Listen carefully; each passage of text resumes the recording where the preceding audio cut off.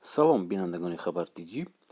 Дар робита ба авҷ гирифтани маризи сирояти коронавирус, Россия шояд дубора марзҳояшро ба рӯи кишварҳои дигар маҳкам мекунад, мегӯяд муовини роҳбари Кумитаи иҷтимоии Шӯрои Федератсия Валерий Рязанский.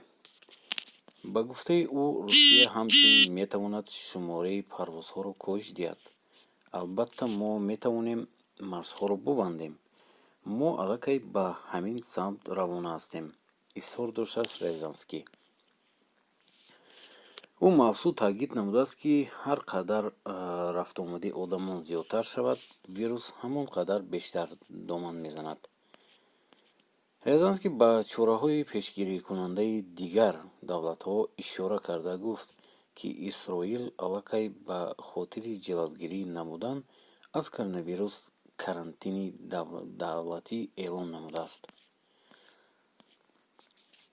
Бояд гуфт, дар Россия авохири моҳи сентябр вазъи коронавирус рӯ ба адбоиши ниҳод баланд.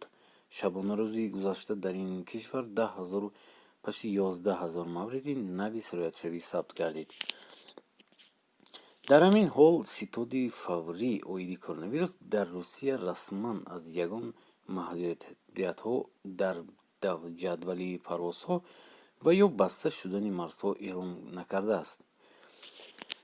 Мо шумо чӣ хеле ки медонем, Русия ҳамин ситуатсие ки мо ҳолон дорем, ин метавонад дӯстони азиз январ, феврал то баҳори имсола давом хоҳад дошт.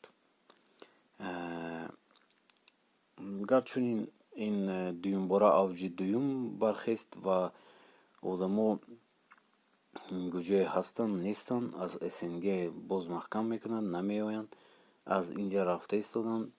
Ва шумо дар бораи ин чӣ фикр доред? Ҳатман нависед дар комментария.